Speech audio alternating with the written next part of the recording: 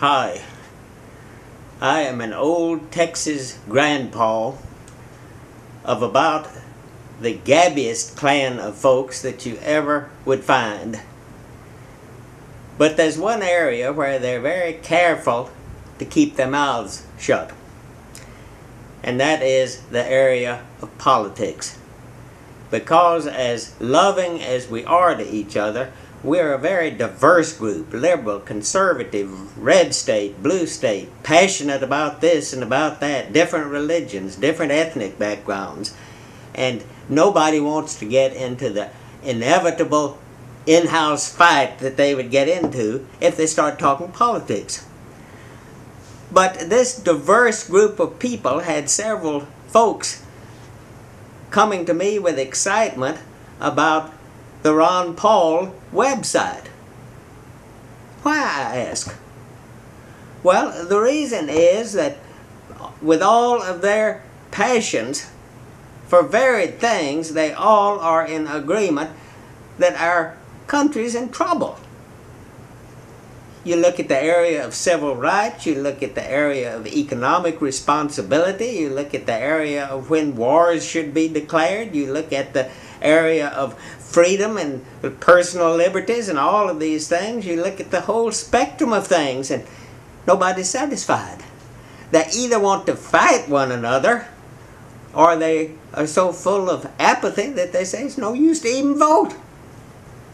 But yet all of this diverse group is excited about Ron Paul because they say, let's get back to the Constitution. We're looking for answers somewhere, and there it is. The best thing that was ever written is a document to guide us. I know the enemies of Ron Paul call him old Dr. No. But both of those words I see as flattery. We have needed desperately for somebody to say no, and not to say yes to all the pressure groups and self-interest groups and things that have sprung up in our political system. And he's a doctor that shows, well, he does good. He's here to help. And here he's ready to doctor the United States. Folks say the Constitution is so old that it has no bearing on today, that it's centuries in the past. But that gives it more current bearing. Because back then, you couldn't get into a whole lot of trouble if you made governmental mistakes. Distances were great, time was slow, there was no technology, our weapons couldn't do very much damage. You could cover up any kind of foolishness and nobody ever knew about it. You had a chance to correct your mistakes. Now, if I pick a hickey here, well, somebody could know about it then out of Mongolia. And it might have terrible consequences, so we don't have that margin of safety, that margin of error that we once had. Back to the Constitution.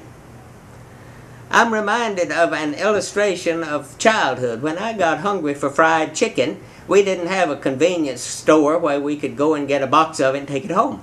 We had to kill the old chicken, get its head off, do the things to it that you had to do, and then you ate it. I never could successfully wring a chicken's neck. My 90-pound grandmother could take that thing, give one flick of the wrist, and there was a chicken without a head. I had to get an axe to do that. My old chicken would just get mad and get a crooked neck and run off, and you'd never catch it.